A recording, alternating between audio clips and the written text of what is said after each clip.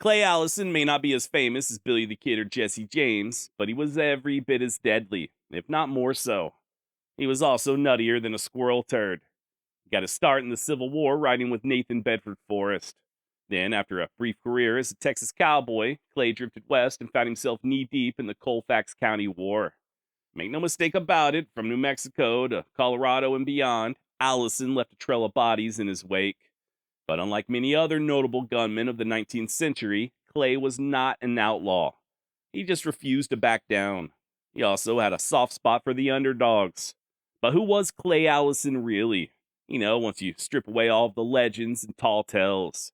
How the son of a preacher become one of the most feared gunfighters of the Old West?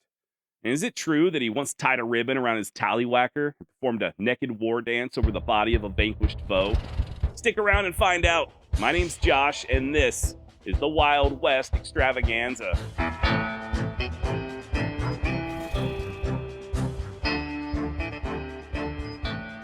Yeah! Robert Clay Allison was born in Wayne County, Tennessee on September 2nd, 1841. And that's it. That is literally all we know concerning Allison's early life. Okay, so I'm being a little facetious. Turns out we do know the names of his parents, Jeremiah and Maria. We know that his father was a Presbyterian circuit rider, and that Clay was the fourth of 8 surviving children. But honestly, that's really about it, other than Clay at some point receiving a pretty serious blow to his head, an injury that would plague him for the rest of his life. According to author Donna Burchell, quote, he, Clay Allison, reportedly had a long recovery but was never the same. The young man became quiet, somber, at times violent, and crazy at other times, end of quote. Now, you often hear that Allison was kicked in the head by a mule, but I've also read that he was thrown from a horse and cracked his skull on a rock. Either way, it's this head injury that would ultimately cause him to be discharged from the Confederate Army. We may not know much about Clay's childhood, but records do show that he enlisted with the Tennessee Light Artillery on October 5th, 1861, and after just 3 short months, he was given the boot. Official documents noted that Clay had been unfit for duty for several weeks, and the surgeon's note that was attached to his discharge papers sheds additional light. Quote, I certify that I have carefully examined the said Allison of Captain Eldridge's artillery company and find him incapable of performing the duties of a soldier because of a blow received many years ago, producing no doubt a depression of the skull, since which time emotional or physical excitement produces mixed character, partly epileptic and partly maniacal. He is now suffering from such a paroxysm caused by an attack of pneumonia during which he manifests a great disposition to commit suicide. End of quote. The discharge also stated that Clay was 5'9" tall, with blue eyes, dark hair, and that he was working as a farmer at the time of enlistment. Now, Clay would re-enlist later on that fall, in late September, but what he was up to in the meantime is anyone's guess. I've read that he operated as a guerrilla or a bushwhacker, and there's even a story of him returning home and killing a Yankee soldier who had been harassing his mother. Zero evidence to support these claims, but that is how the story goes. And unfortunately, that's going to be a constant theme going forward. Not only is there very little in the way of concrete evidence concerning much of Allison's life, but there's also a ton of sensational anecdotal stories. In other words, it can be very difficult to separate fact from fiction. Now, like I said, Clay did re-enlist the following year, and this time he would serve throughout the duration of the war. There are rumors that he spent time as a scout and spy under General Nathan Bedford Forrest, and that he escaped from the Yankees on numerous occasions. But once again, there's just not really any evidence. Per historian Chuck Parsons, quote, there are virtually no verifiable exploits of Clay Allison as a Confederate soldier. One legend states that he was captured behind enemy lines and sentenced to death as a spy. Supposedly, he was imprisoned on Johnson's Island in Sandusky Bay off of Lake Erie. He managed to kill his guards and escape by swimming to shore on the eve of his scheduled execution.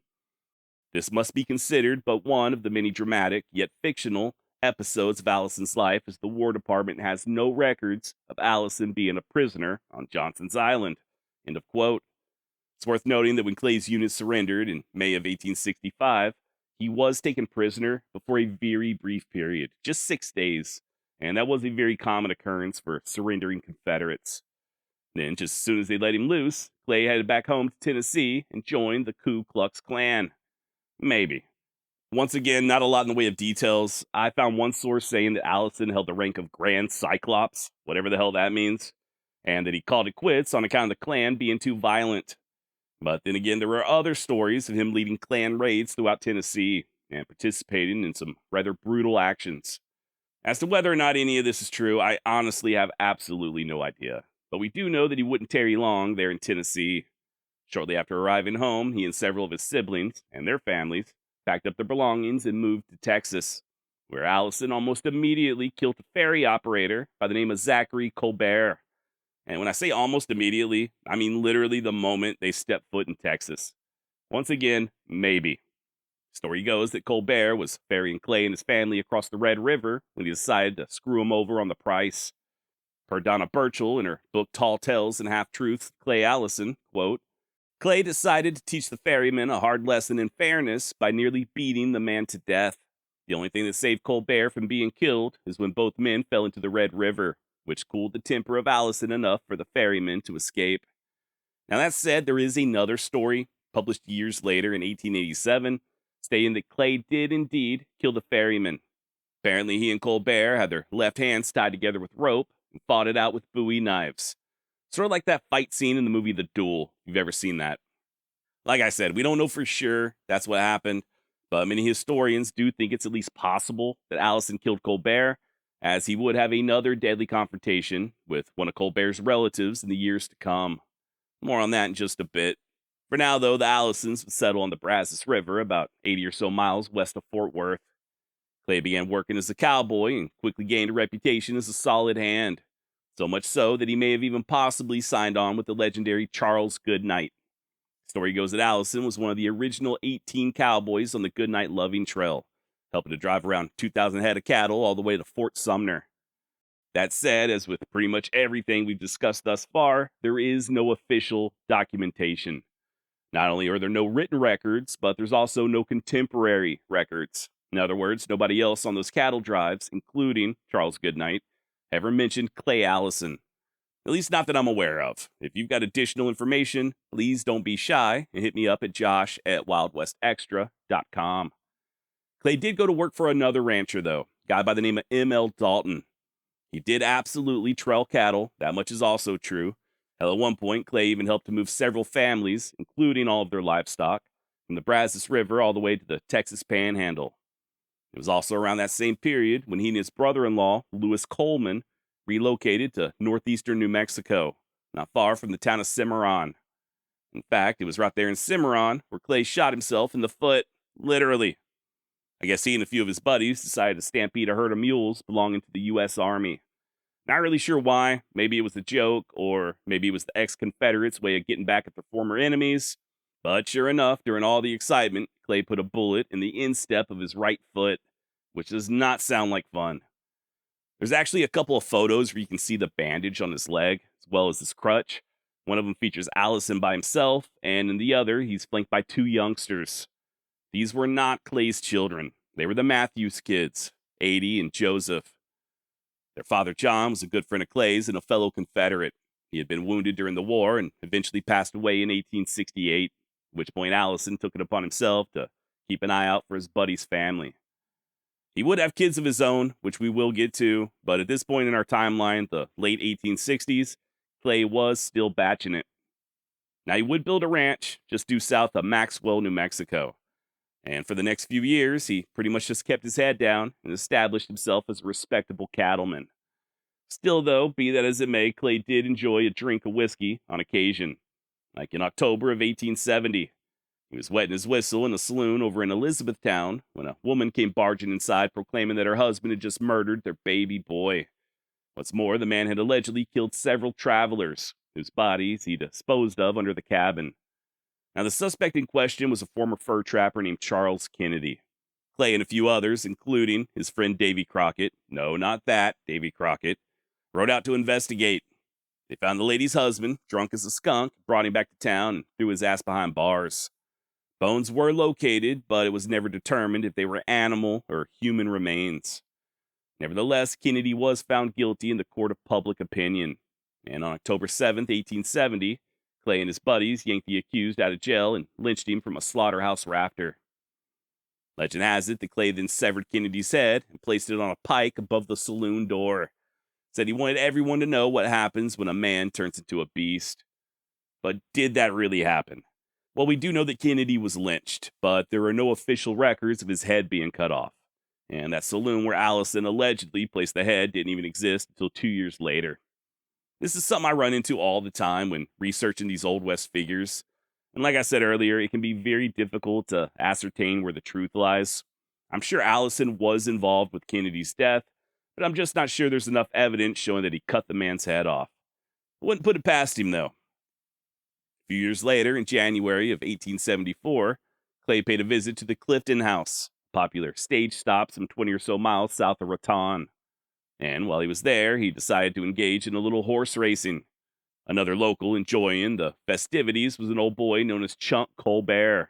And if that name sounds familiar, it's due to Colbert being the uncle of that ferryman we mentioned earlier, Zachary Colbert. Per the January 14th edition of the Santa Fe Daily, Chunk had been drinking heavily and was, quote, quite conspicuous and generally disagreeable. He threatened to kill several persons against whom he had taken a dislike. Finally, his attention was drawn to Mr. Allison, with whom we are informed he had some previous difficulties. End of quote. Eventually, Clay and Chunk headed inside and sat down for supper, with their guns drawn, by the way. Clay had his sitting on the table next to his plate, while Chunk's was resting on his lap, fully cocked. According to an eyewitness, Clay and Colbert, quote, been together half a day or more, had quarreled more or less, and each was watching for an opportunity to get the drop. I guess Chunk got tired of waiting, so all of a sudden he lunged across the table for Clay's pistol, while simultaneously bringing his own revolver up with his other hand. The only thing is, he bumped the table so the round went wild, and before Chunk was able to thumb back the hammer for a second shot, Clay Allison blew his brains out. So yeah, at just 32 years of age, Clay was already beginning to make quite the name for himself. But it would be the coming troubles there in New Mexico that would really cement his reputation as a man-killer. And by troubles, I am referring to a little something known as the Colfax County War. Now, believe it or not, the war has origins going all the way back to 1841. That's when the governor of New Mexico granted a huge swath of land to Charles Bubian and his partner Guadalupe Miranda. I'm talking nearly 2 million acres, stretching from southern Colorado down into present-day Colfax County, New Mexico. If you've ever been to Cimarron or Raton or even Elizabethtown, these were all once part of that initial grant. Skip ahead a few years later, and a 25-year-old Lucian Maxwell married Charles Bubian's 13-year-old daughter. Yikes. Long story short, over time, Maxwell would end up with the entire land grant, which he sold to a group of investors in 1870 for a whopping $650,000. The investors formed the Maxwell Land Grant and Railroad Company, which they too sold in 1872 to English investors, who in turn sold it yet again to another group of investors, this time the Dutch, who also just so happened to be in cahoots with the so-called Santa Fe Ring. The Ring, of course, was just a group of crooked-ass attorneys and politicians in Santa Fe, headed up by the likes of Thomas Catron and Stephen Elkins. Now, I know what you're thinking. Gee, Josh, that sure was a nice little stroll down memory lane, but what in the hell does the Maxwell Land Grant and the Santa Fe Ring have to do with Clay Allison and the Colfax County War? Well, I'm glad you asked. You see, when Lucian Maxwell controlled the grant, he really wasn't all that picky as to who settled on his land. In many cases, there wasn't even a formal agreement. He just let the people live there in exchange for a small portion of their crops or what have you. And these settlers really were a mixed bag. You had white families, Mexican families, and even Native Americans. Many of these people had been living there since even before the land was originally granted back in 1841, and they weren't about to let a bunch of soft-handed investors run them off. It's also worth noting that there were some pretty serious legal disputes regarding the actual size of the land grant. Some claimed that it was less than 100,000 acres, while others maintained that it was nearly 2 million. That being the case, many of the supposed squatters felt like they were simply homesteading on public land, while others felt like their various agreements with Maxwell should remain intact. Finally, when the courts were unable to evict the settlers, or the evictions just weren't happening fast enough, the Maxwell Land Grant and Railroad Company began recruiting muscle. Naturally, it wasn't long before violence broke out. Now, this really was a complicated situation. I'm obviously not going to be able to cover every aspect of the war, but what started as a fight between the land grant company and the squatters would eventually morph into people from both sides joining forces to oppose the Santa Fe Ring, who, of course, were doing their level best to turn a profit on all that land. To quote historian Corey Recco, the line between the two sides in Colfax County was clearly drawn. On one side was a tight-knit group of men in power, referred to by detractors as the Santa Fe Ring. And on the other side were citizens of Colfax County and surrounding areas who were challenging their power and working to put a spotlight on what they saw as the underhanded scheming of the ring to gain power, land, and wealth at the expense of the citizens of New Mexico. Up to this time, the conflict had mostly been peaceful, as each side attempted to fight in the courts, the press, and the ballot box. But that was about to change. The clouds gathered, the sky darkened, and the storm was about to begin. End of quote, and well said. Things continued to escalate until finally, in September of 1875, a highly respected Methodist preacher, Franklin J. Tolby, was found murdered. Turns out Tolby had been a very vocal critic of the Santa Fe Ring, or as one of his friends put it, Tolby took quite a lively interest against the methods of the Santa Fe Ring and quite openly denounced them. Not only that, but he was rumored to have written a rather harsh critique that was published in the New York Sun, basically just helping to shine a nationwide light on the ring's corruption. Both Elkins and Catron were named, as were many of their illegal and unethical activities. Not long thereafter, a ring sympathizer named Florencio Donahue confronted Reverend Tolby on the streets of Cimarron and tried to goad him into a fight. A bystander intervened, but not before Donahue threatened to kill Tolby. And yeah, sure enough, just a few days later, Tolby went missing. He had preached a sermon over in Elizabethtown, but never made it back home to Cimarron. Last time he was seen alive was on Tuesday, September 14th, when he stopped at a friend's house in the Moreno Valley. His body was discovered in a canyon the following Thursday. The Reverend had been shot twice in the back. His horse was still picketed nearby, and none of his belongings were taken, so it clearly wasn't a robbery. By the way, the guy I just mentioned a moment ago who had threatened to kill Tolby, Florencio Donahue, well, in addition to being a Santa Fe Ring bootlicker, he was also the local mail contractor. But for whatever reason, he was out when Tolby was murdered. Instead, for that day, and that day alone, Donahue hired another local named Cruz Vega. And Cruz's route would have had him following directly behind the good Reverend. This didn't sit too well with many of Tolby's friends. I guess they figured at the very least Cruz should have seen the minister's horse tied up on the side of the trail, and for whatever reason, he failed to alert anyone. Or at the very worst, he was in on it. The dearly departed's assistant, the Reverend Oscar McMains, was especially outraged, stating, quote, "The war is on. The precious blood of settlers has been shed, and we must fight it out on this line. No quarter now for the foreign land thieves and their hired assassins." End of quote, and hell yeah, sounds like we got us a fighting parson on our hands. And what's more, McMains meant business. He gathered up a few of the Reverend Tolby's admirers, including our very own Clay Allison, and they paid old Cruz Vega a visit in late October. By the way, up till this point, Clay Allison had mostly sympathized with the Santa Fe Ring. Tolby's murder changed that, though. From then on, Allison was solidly on the side of the settlers, a fact he demonstrated by torturing Cruz Vega until he confessed. According to Vega, he was present for Tolby's murder, but it was another guy, Manuel Cardenas, who actually pulled the trigger. Once Cruz was done blabbing, Allison and his buddies placed a noose around his neck and lynched him from a telegraph pole. A couple of days later, on November 1st, 1875, Clay was confronted by Vega's uncle, Francisco Pancho Grego. They were drinking there in Cimarron's St. James Hotel, and after a brief conversation, Pancho went for his gun. The Daily New Mexican reported the incident as follows. On the night of the 1st, Francisco Grego was shot and killed by R.C. Allison. Both parties met at the door of the St. James Hotel, entered, and with some friends took a drink. When the two walked into the corner of a room and had some conversation, Allison drew his revolver and shot Grego 3 times. The lights were all extinguished. Francisco Grego was well known in Santa Fe, where his mother resides. He has killed a great many men and was considered as a dangerous man. Few regret his loss. End of quote. Now, this next part is pretty crazy, but Clay followed up that killing by stripping down to his birthday suit, tying a ribbon around his penis, and performing a celebratory war dance. Allegedly. We do know that Clay and his buddies went on quite the spree, beginning the day after he killed Grego and continuing until that Friday. when, per witnesses, he did indeed return to the saloon and put on a mock war dance over the blood-stained floor. As to whether or not he stripped down and adorned his Johnson with a ribbon before doing so is unclear. As far as I can tell, that particular story comes from just one outdated source, so grain of salt.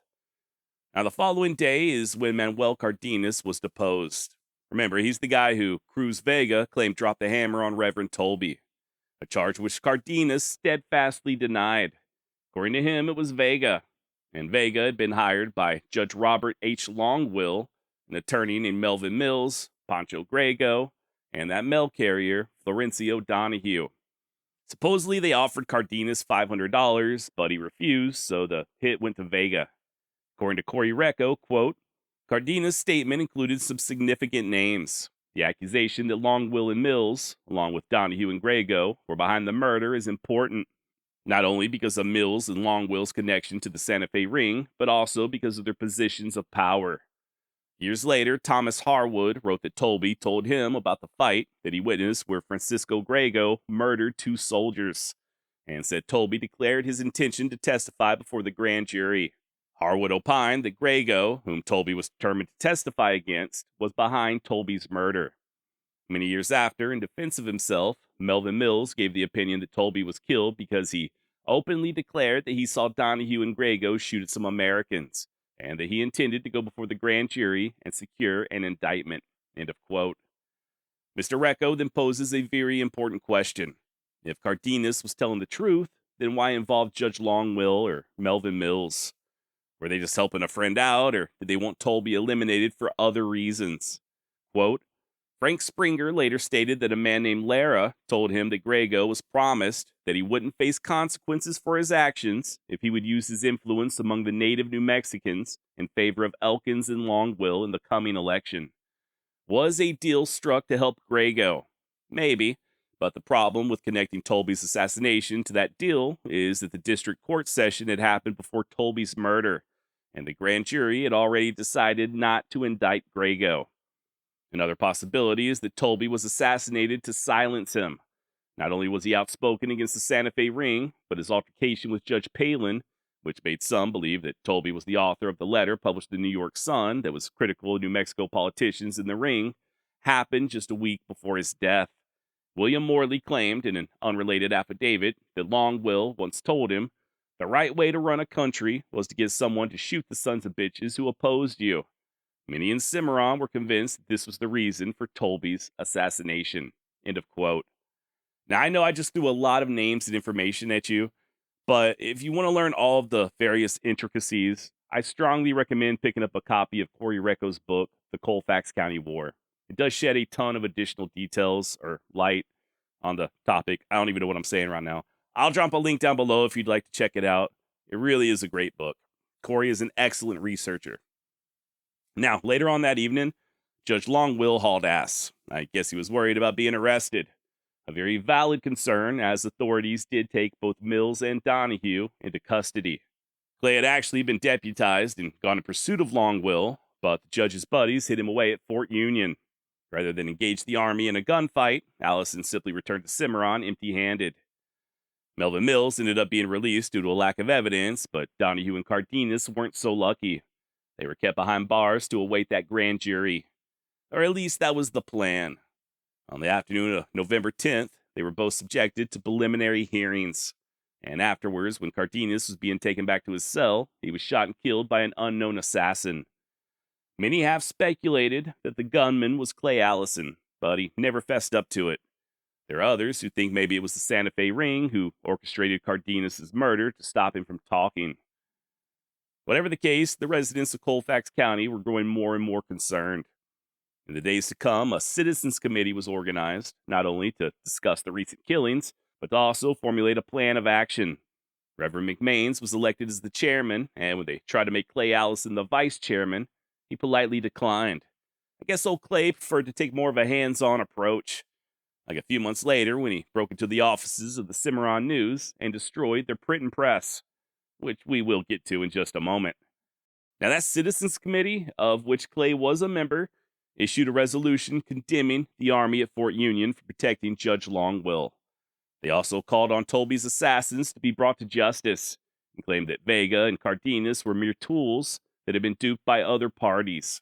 Quote, "We are not a mob of lawless men, as has been reported abroad, bent upon violence and defiance of law, but on the contrary have assembled legally and quietly for the purpose of securing the doing of justice and the punishment of crime." Now, obviously, things weren't all that peaceful, right? I mean, Clay himself had already contributed to the deaths of at least two men connected with Tolby's murder. And then just a few days later, a third was assassinated, possibly by Allison. Also, a detachment of U.S. troops had been sent to Cimarron to restore order. They arrived in town on November 8th and were present when Cardenas was murdered.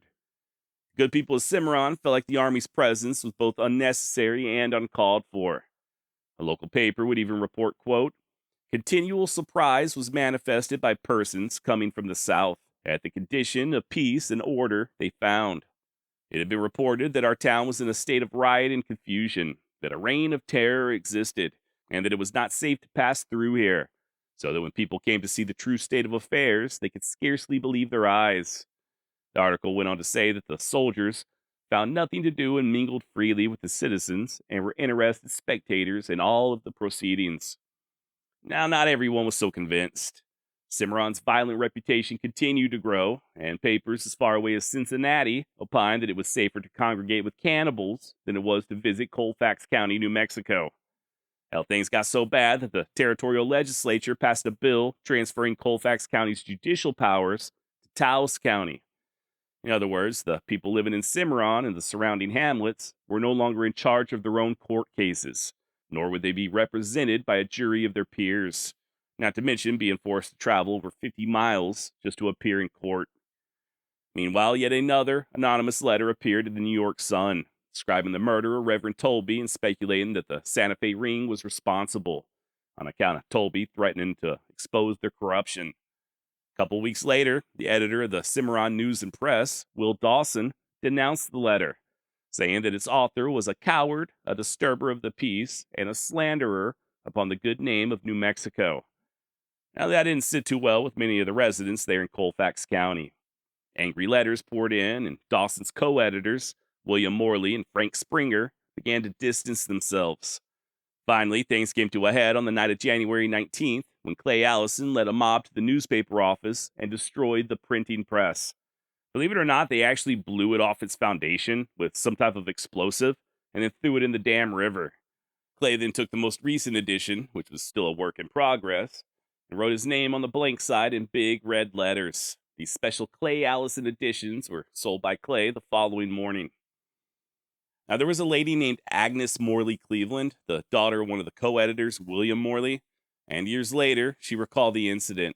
According to her, quote, "Clay, with several of his henchmen, dumped the printing press into the river and upset the cases of type. When daylight came, my mother rushed over to view the wreckage. Unexpectedly, Clay himself strode into the wrecked printing office. He saw a young woman in early morning dishevel, her long and very golden hair hanging about her shoulders. She was wringing her hands. When Clay appeared, she turned to him and said, 'Now you see what you have done. You ought to be ashamed of yourself.' Tall, gaunt, with fine squint lines at the corners of his eyes, he stands with his hat in his hand, his forehead above the sweatband line very white, his skin below the line the color and texture of old rawhide. Out of this leathery countenance shines two hazel brown eyes. I love how his eye color changes with every description. Steady and hard, but not vicious. And now, under my mother's scolding, suffused with genuine embarrassment. 'Are you Mrs. Morley?' he stammered. 'Well, go buy yourself another printing press.' And out of his shirt, he drew a wrist-thick roll of greenbacks and thrust them into her hand. 'I don't fight women.'" End of quote. Now, this destruction notwithstanding, Clay and the lady's husband, William Morley, would eventually become allies, mostly due to their shared enemies in the Santa Fe Ring. The general violence did continue, though. Colfax County Sheriff Orson Chittenden claimed that it was impossible to enforce the law, so Governor Axtell replaced him with another guy named Isaiah Reinhardt. The governor then wrote a letter to President Grant calling out Clay Allison by name and asking permission to use the army to restore peace, which, if I'm not mistaken, would have been a direct violation of the Posse Comitatus Act. At the same time, Cimarron's leading citizens invited Axtell to pay the county a visit so he could see for himself that it was mostly a law-abiding community. Just their way of trying to ease the tensions. The only thing is, Axtell declined the offer. Instead, he sent District Attorney Ben Stevens. And everyone did feel like the visit went well. And Stevens even admitted that the people of Colfax County have been misrepresented. He also promised to talk to the governor personally. In fact, he returned just a few weeks later with a telegram from Axtell. Apparently, the governor was planning to visit Cimarron after all, that coming Saturday, but he wanted his arrival to be kept a surprise. Stevens showed the telegram to the newspaper editor I mentioned a moment ago, William Morley, and claimed that Axtell, quote, felt much more kindly towards the people of Colfax County than before, and that he was anxious to meet with them and talk with them. He also said that Axtell wanted to see one Robert Clay Allison particularly, as he believed he had been greatly misrepresented. There goes that phrase again. Turns out the entire thing was a ruse. Not only did Axtell have zero intentions to travel into Cimarron, but he was also conspiring to murder all of the men he claimed he wanted to meet, especially Clay Allison. Now, I'm going to be honest with you, this part is a little confusing, but on the same day that Stevens arrived there in Cimarron, William Morley learned of another letter that was also written by Governor Axtell. And it was that letter's contents that led Morley to believe that he and several others were to be, quote, killed under the color of an attempt to arrest some persons on a fictitious charge. He spread the word, nobody showed up for Axtell's fake arrival, and disaster was averted. Now, I have read this letter in its entirety, and Axtell never explicitly says he wanted to kill Clay or anyone else. He does, however, admit that the initial telegram was intended to leak, the one that said he would be there on Saturday. He even admits that it was a trick in order to lure all of his enemies to one spot. He orders his men to arrest Clay Allison and to, quote, kill all of the men who do resist you. He urges the recipient not to hesitate at extreme measures, and that if anyone tried to interfere, to arrest them as well. But he never just flat out orders anyone to be murdered. I'm not saying that wasn't the intention. As you'll soon hear, I do think he was very strongly hoping that Allison would resist arrest and thus be eliminated, but he doesn't explicitly order it. That said, it doesn't exactly take a genius to figure out his true intentions, right? And there were plenty of folks there in Colfax County who felt like it was a setup. Even that newspaperman Morley thought that Axtell was trying to have him and the others assassinated. And maybe he was on to something, as Clay Allison was arrested just a few days later. Soldiers from Fort Union showed up at his ranch, and he agreed to go with them into town without a fuss.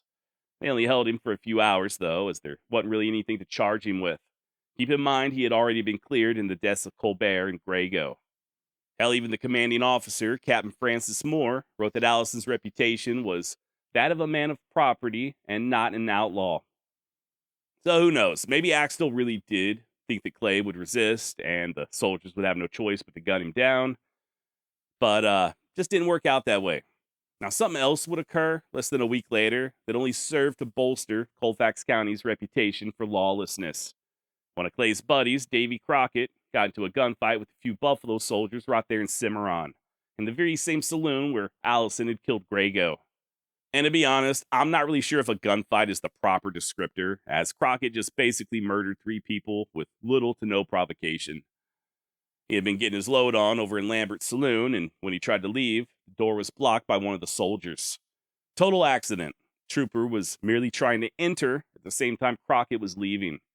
Nevertheless, Davy shucked iron and shot him dead.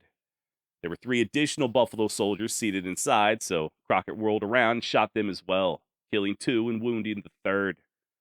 Crockett was arrested, but ultimately acquitted after successfully arguing that he wasn't responsible for his actions on account of being under the influence of alcohol. His only punishment was a $50 fine for illegally carrying a pistol within city limits.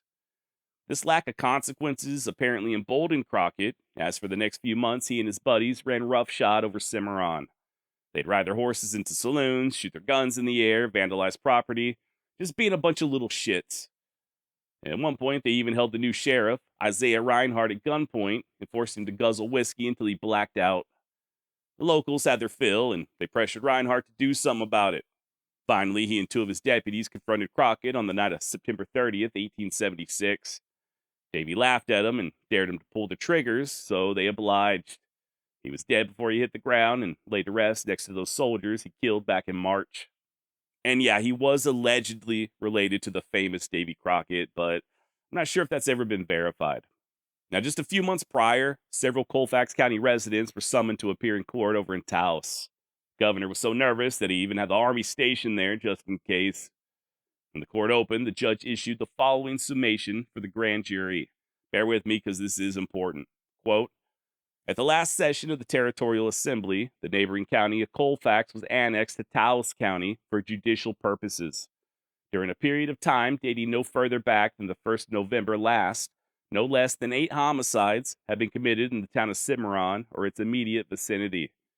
And since the beginning of the year 1875, at least 16 or 18 men have come to their deaths in brawls or by assassination, to say nothing of the numerous shootings and woundings of which but little note has been taken.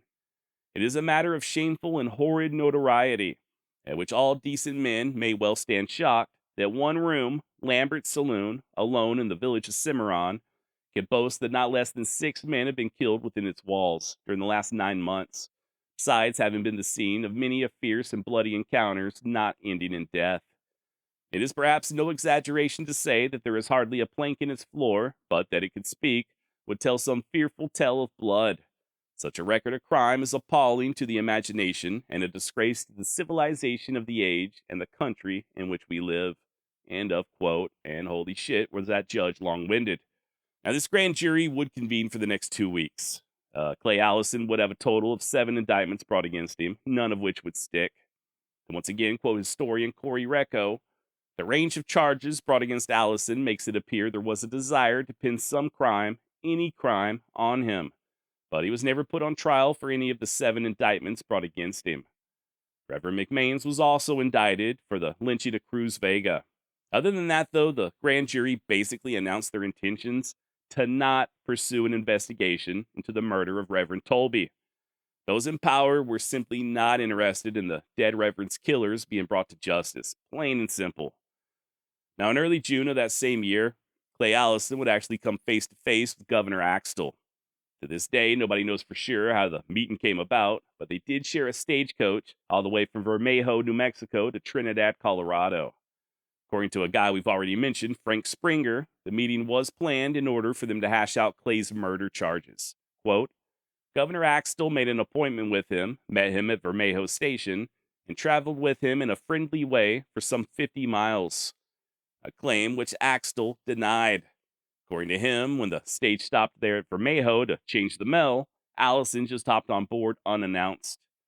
I don't know who's telling the truth here, but I really do like the idea of Clay ambushing the governor and causing him to squirm for the next 50 miles. However, Axtell was a politician, and as such, you can pretty much bank on every word out of his mouth as being a bold-faced lie. Per historian Chuck Parsons, quote, whatever the truth of the meeting between the governor and Clay Allison, he did agree to stand trial on 7 charges. Frank W. Springer defended Clay, William G. Rich prosecuted. 3 of the charges were of first-degree murder in the deaths of Cooper, Colbert, and Grego. No witnesses could be found for the Colbert killing. The prosecution could not prove that Cooper had actually been killed. No indictment was brought against him for the Grego killing. Allison left the courtroom a free man. Now, that guy that Parsons just mentioned, Cooper, had at one point been accidentally wounded by Chunk Colbert. And then 2 weeks after Allison killed Colbert, Cooper went missing. To this day, nobody knows if he was killed or if he just left the territory. And why Allison was charged with his death is completely unknown. But just like with all the other charges, he would get off scot-free. The Colfax County War wasn't over just yet, but it did begin to fizzle out. Mostly thanks to a lady named Mary McPherson and Special Agent Frank W. Angel. I'll spare you all the details so we can get on with the rest of Clay Allison's life, but long story short, they were able to get Axtell removed as governor. Of course, by that point, Clay Allison had already bid New Mexico adieu.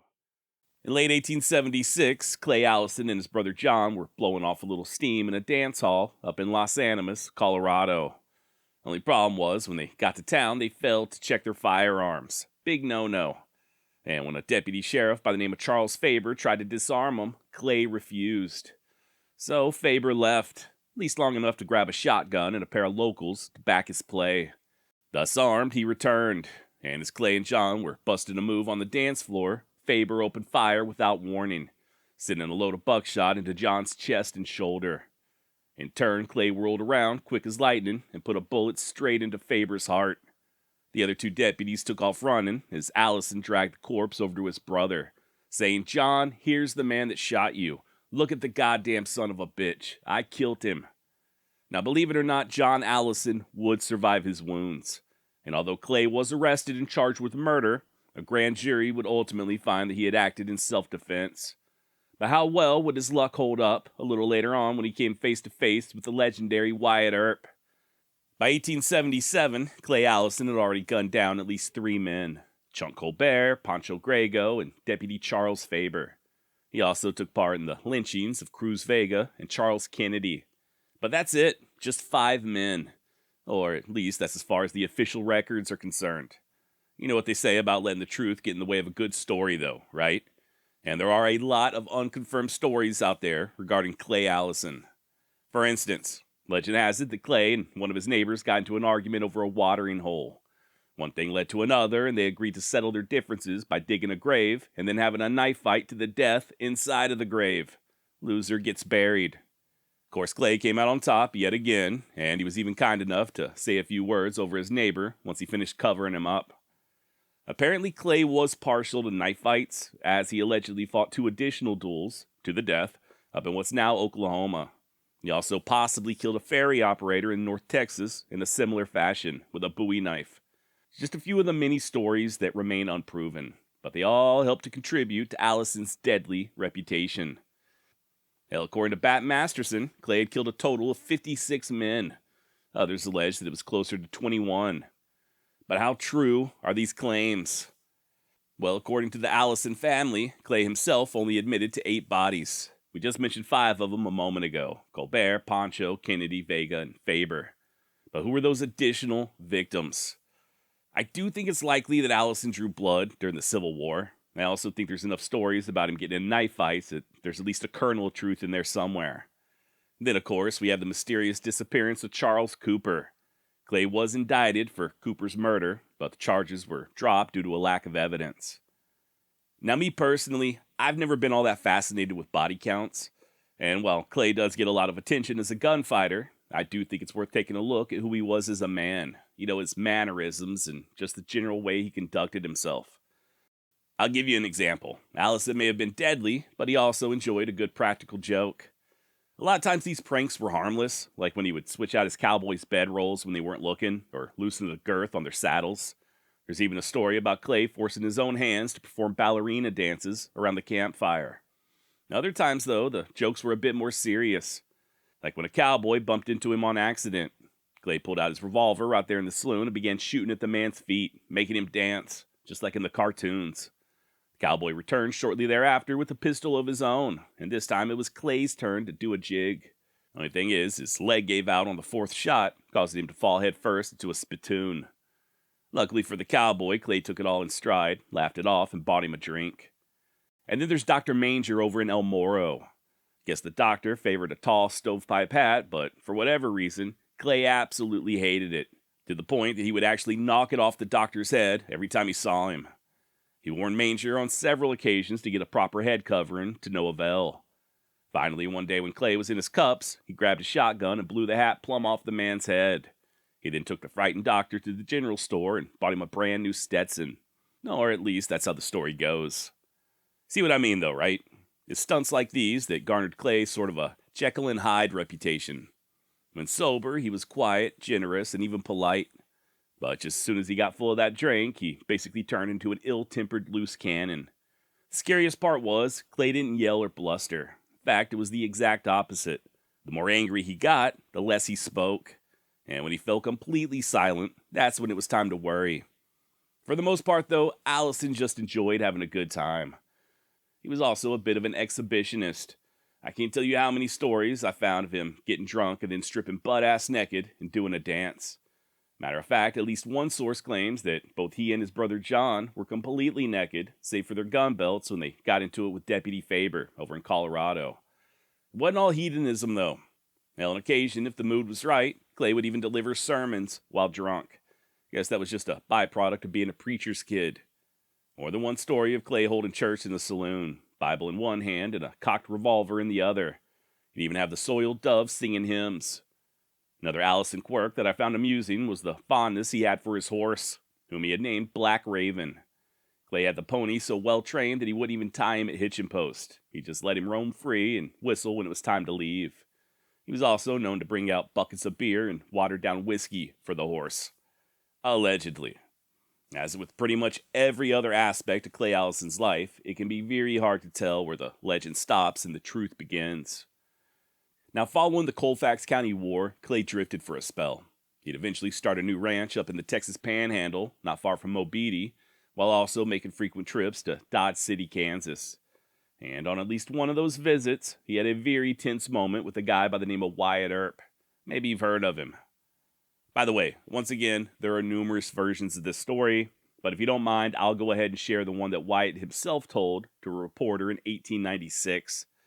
According to Earp, Allison arrived there in Dodge, drunk off his ass, and armed with, quote, a pair of six-shooters and a mouthful of threats. Straight away, I put my guns on and went down the street with Bat Masterson. Now, Bat had a shotgun in the district attorney's office, which was behind a drugstore just opposite of Wright's store. He thought the weapon might come in handy in case of trouble, so he skipped across the street to get it. But not caring to be seen with such a weapon before there was any occasion for it, he stayed there, talking to some of the people outside of the drugstore, while I went into Webster's saloon looking for Allison. I saw at a glance that my man wasn't there, and had just reached the sidewalk to turn to the Long Branch next door when I met him face to face. We greeted each other with caution, and as we spoke, backed carelessly up against the wall. There we stood, measuring each other with sideways glances. So, said Allison, you're the man that killed my friend Hoy. Yes, I guess I'm the man you're looking for, said I. His right hand was still around to his pistol pocket, but I made no move. Only I watched him narrowly. With my own right hand, I had a firm grip on my six-shooter, and with my left hand, I was ready to grab Allison's gun the moment he jerked it out. He studied the situation and all of its bearings for the space of a second or two.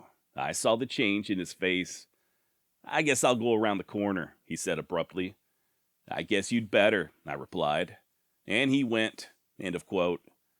Now that was not the end of this little confrontation.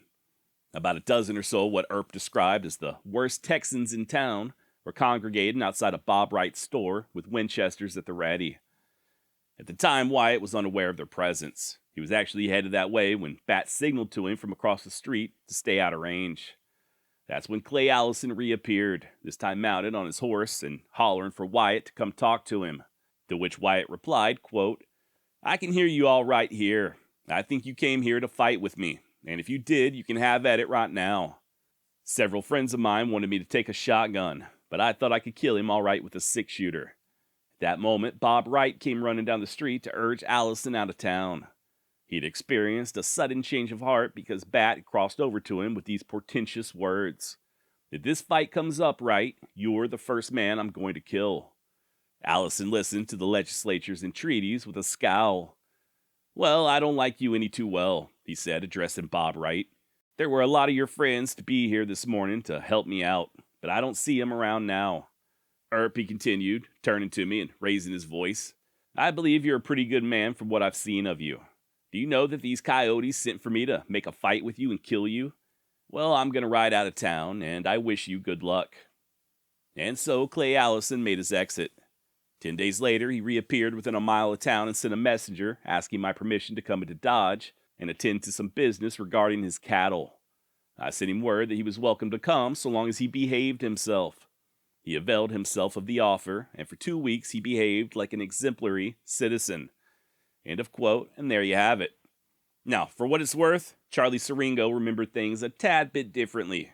According to him, Clay was marching up and down the streets, guns in hand, and actively searching for Wyatt and his deputies, until eventually a friend talked him into giving up his guns and going to sleep. Per Siringo, quote, soon after, the city law officers began to crawl out of their hiding places and appear on the street.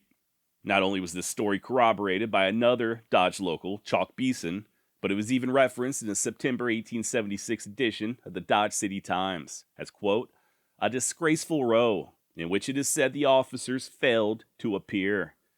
By the way, that old boy who allegedly disarmed Clay was a fellow Texas rancher by the name of Dick McNulty.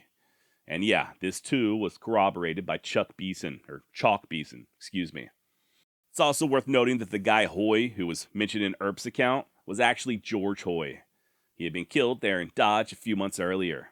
Per cowboy Pink Higgins, Hoy had, quote, been shot to death while shooting a pistol in the air in the streets of Dodge. He worked for, or at least was a friend of, Clay Allison. Other cowboys had been robbed, shot, and beaten over the head with revolvers, and the cowmen were indignant about it. It was stated that the marshals were all pimps, gamblers, and saloon keepers. They had the cowboys disarmed, and with their teeth pulled, they were harmless. If they got too bad or went and got a gun, they were cut down with shotguns. Allison was going to protest over the treatment of his men, and of course the salty Clay was willing to back his arguments with gun smoke. Pink also stated that Clay eventually did locate Wyatt Earp, Dylan Farrow, and told him in no uncertain terms what he thought of the way he had been treating the cowboys. Now, we'll probably never know what really happened, but if I had to go out on a limb, I'd say the truth is likely somewhere in the middle.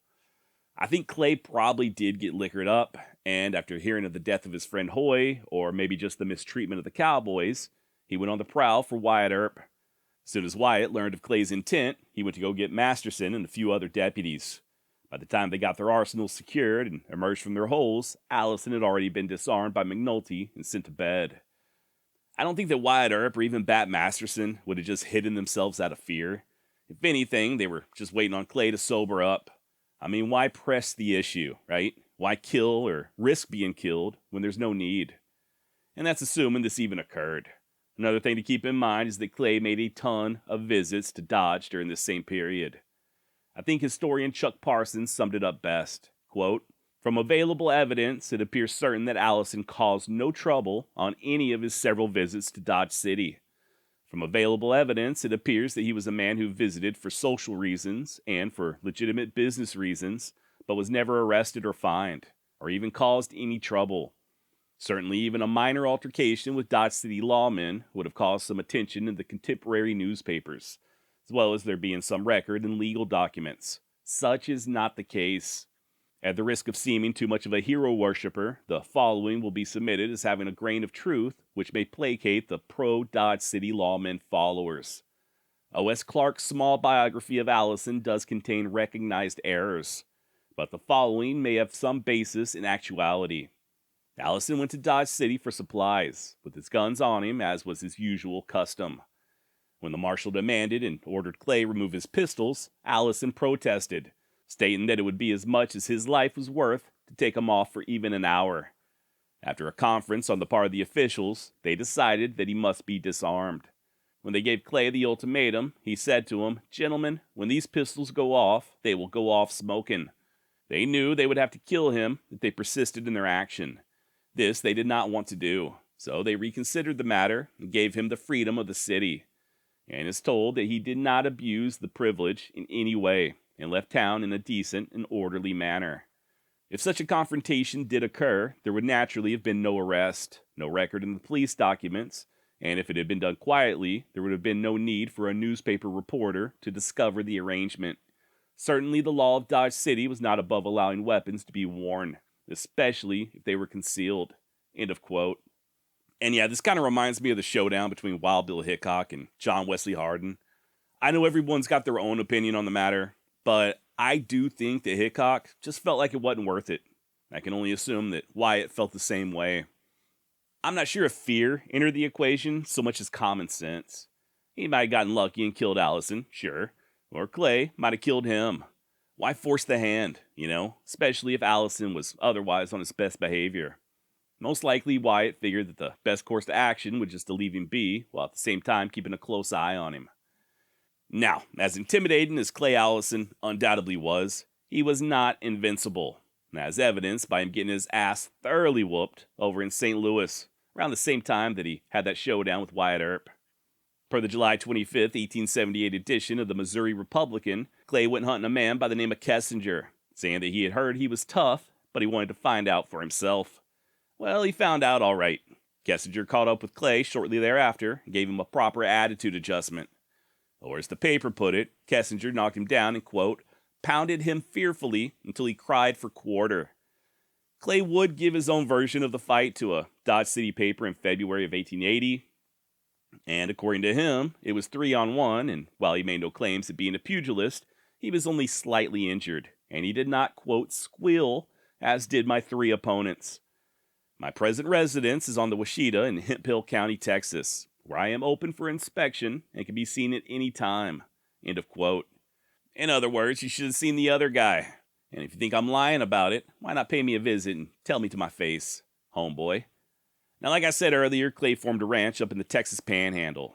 And for the most part, he just kept his head down and punched cattle, sort of like he had always done. And then, on February 15th, 1881, a 39-year-old Allison was wed in holy matrimony to a 19-year-old by the name of Dora McCullough. Per sources, Clay then spent the next month hospitalized after nearly being high-fived to death by all of his friends. No. In all actuality, the lovebirds had initially met way back in Colfax County. Matter of fact, Clay's brother John was married to Dora's sister. Guess they hit it off, and from there they eventually tied the knot. The ceremony took place in the Panhandle, and the newlyweds spent their honeymoon in Las Vegas, New Mexico. According to Clay's friend and future governor of New Mexico, Miguel Otero, quote, Allison had become a greatly changed man after his marriage. He was never again guilty of drinking to excess, nor becoming involved in shooting scrapes. Now, this period can be a little confusing, mostly due to it being so difficult to track Allison's various movements. He told that paper in Dodge City that he was living in Hemphill County, Texas. He registered a brand in nearby Wheeler County, and by March 1881, the Las Vegas Optic claimed that Allison and his wife were living over in the Seven Rivers region of New Mexico. Only on account of the recent troubles, especially the aftermath of the Lincoln County War, they were looking to relocate. By the way, I did find one source alleging that Clay was actually living in the same house where Bob Ollinger killed John Jones back in, I think it was 1879. And yes, that's the same Bob Ollinger that was later killed by Billy the Kid. A lot of overlap between Billy and Clay Allison. So much so that I can't help but wonder if they ever rubbed shoulders. Clay was supposedly a friend of the co-cousins, Frank and George, and he did spend a lot of time over in Las Vegas. I've heard there's at least one story of Clay and the Kid hanging out, but then again, there's also stories of Clay meeting Jesse James, so who the hell knows. Whatever the case, Clay and his bride would eventually return to the Lone Star State, settle down on a ranch just north of Pecos. And just like Otero said, Clay did his level best to stay out of trouble. Hell, when the locals lobbied for the formation of Reeves County in the spring of 1883, Allison was among the leading citizens who signed the petition. Skip ahead to August 1885, and Clay's wife gave birth to a little girl they named Patty Dora Allison, which proved to be even more of a reason to stop getting into gunfights. Be that as it may, Clay did still have that dog in him, and by the following year he was back in New Mexico looking to put the screws to the Maxwell Land Grant and Railroad Company. Or at least that's the rumor. Allison denied the accusations and even made it a point to publicly distance himself from the Reverend McMains, whom he had been closely associated with during the Colfax County War. As to whether or not he ended up settling with the Maxwell Land Company, I honestly do not know. Now, during the summer of 1886, Clay drove a large herd of cattle from Pecos to Springer, New Mexico, and from there he shipped them via rail all the way to Rock Creek, Wyoming. Apparently, he had developed a toothache along the way, as he was next seen in Cheyenne consulting a dentist. Only problem was the jawbreaker ended up filling the wrong tooth. Just as soon as Clay figured out what happened, he grabbed a pair of forceps, forced the dentist into a chair, and then wrenched out one of his molars as payback. By the way, just like with Wyatt Earp, this dentist story does have several versions. One even claiming that the dentist was Doc Holliday, so grain of salt. As far as I'm aware, Doc and Clay Allison never actually met. But then again, they did both spend a lot of time over in Las Vegas, so it is possible. As far as yanking out that dentist's tooth, I do think it's something that Clay would have absolutely been capable of. Sadly, though, by the time he returned to Texas, he didn't have much longer in the land of the living. On July 1st, 1887, Clay loaded up a wagon full of supplies there in Pecos and set out for his ranch, about 50 miles to the northwest, or what's now the Red Bluff Reservoir. Only thing is, he never made it, at least not alive.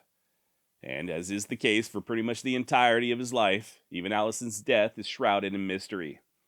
The story that I've always heard is that he fell off the wagon drunk and one of the wheels rolled over his neck. His body was then found by a cowboy and taken back to Pecos. Depending on the source, Clay was either killed instantly or he lived long enough to ask that his boots be removed, stating, quote, "I've made up my mind to die with my boots off." Truth is, nobody knows what really happened. Rumor has it that he had recently been beefing with some neighbors over water rights.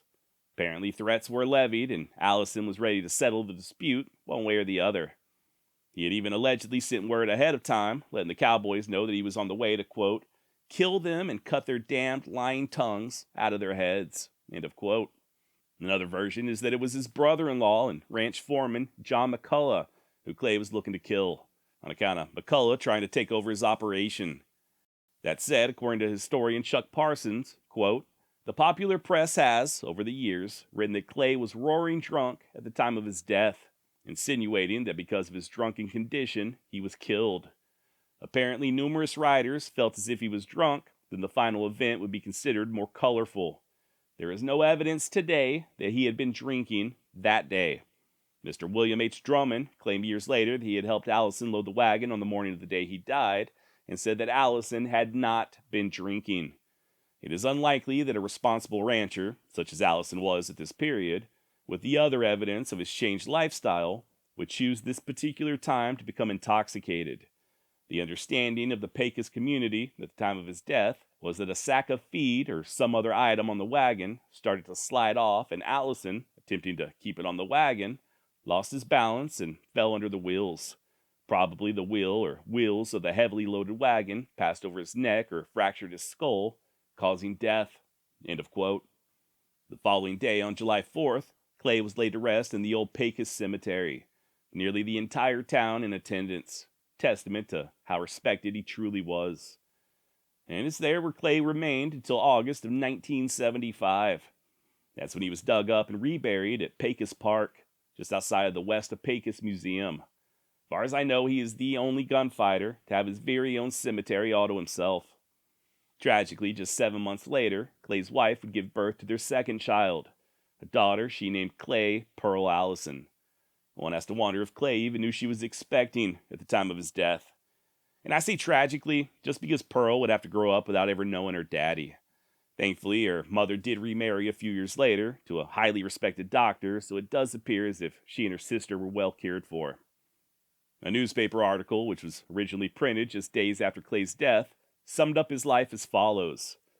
All of the old-timers knew Clay Allison. He knew no fear.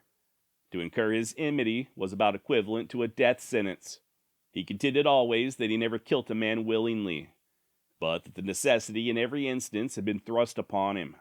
He was expert with his revolver and never failed to come out first in the deadly encounter. Whether this brave, genteel borderman was in truth a villain or a gentleman is a question that many who knew him never settled to their own satisfaction. Certain it is that many of his stern deeds were for the right, as he understood right to be.